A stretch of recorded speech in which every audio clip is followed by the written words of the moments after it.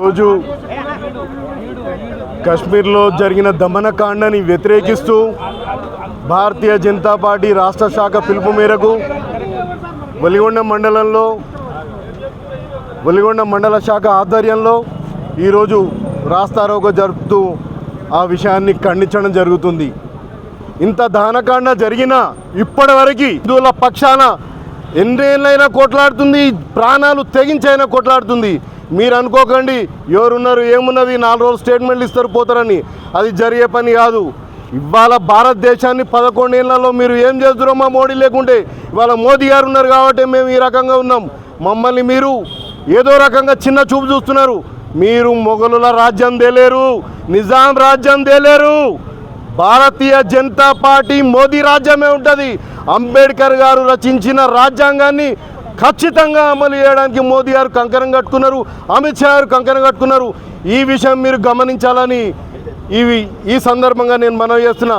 భారత్ మాతాకి, భారత్ మాతాకి జై జై జై జై జై జై మాతా.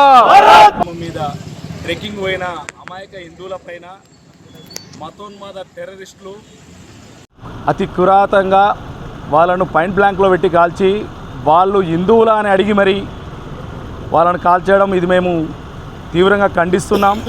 ఈ భారతదేశంలో ఉండాలంటే భారత రాజ్యాంగానికి, భారతదేశం యొక్క సార్వభౌమత్వానికి విఘాతం కలగకుండా వీళ్ళు ఉండాలి. కానీ ఈ పాకిస్తాన్కి వెళ్ళి వచ్చే ఈ తీవ్రవాదులు జమ్మూ కాశ్మీర్ 370 ఆర్టికల్ తీసేసిన తర్వాత అభివృద్ధి పథంలో నడుస్తున్న జమ్మూ కాశ్మీర్కు వస్తున్న టూరిస్టులను చూసి ఈరోజు దాన్ని ఎలాగైనా ఆ జమ్మూ కాశ్మీర్ను ఇబ్బంది చేయాలనే ఉద్దేశంతో ఆడికి వచ్చే టూరిస్టులు రాకుండా ఉండాలని ఈ టూరిస్టుల మీద దాడి చేయడం అయితే అమానుషమైన చర్యగా మేము ఈరోజు ఉగ్రవాదుల దిష్టిబొమ్మ తగలబెడుతున్నాం.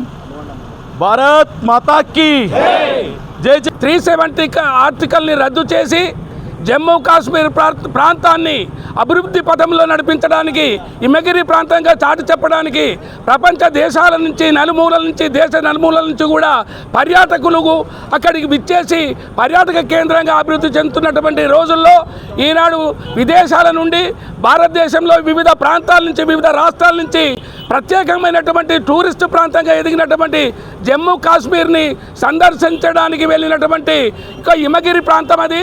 ఈనాడు ఇక్కడ వేసవి ప్రాంతం ఉంటే అక్కడ హిమగిరి చల్లదనము బాగుంటుందని చెప్పి మన తెలంగాణ, ఆంధ్ర రాష్ట్రం నుంచి కూడా బయలుదేరడం జరిగింది. అలాంటి టూరిస్టుల పైన ఉగ్రవాదులు మన సైనికుల దృష్టిలో, మన యొక్క భారత సైనికుల దృష్టిలో మనము భారతీయ అన్ని సైనిక వర్గాలను కూడా ఈరోజు సమావేశం పెట్టి ఢిల్లీలో సమావేశం జరుగుతూ ఉంది. ఇప్పుడు ఈ యొక్క దాడికి ప్రతీకార చర్యగా అమిత్ షా గారు, ప్రధాని గారు మన అఖిలపక్ష సమావేశాలు కూడా పెట్టి అన్ని పార్టీలు జమ్మూ కాశ్మీర్ ప్రాంతంలో కూడా, లడఖ్ ప్రాంతంలో కూడా ఎక్కడ ఉండకుండా పారదోలడానికి ఒక పకడ్బందీ ప్లాన్ తోటి 26 మందికి దాదాపు 100-200 మందికి. ఇంకొకటి ఇవాళ Congress party all India president Kharge గారు సంఘీభావం చెప్పిండు.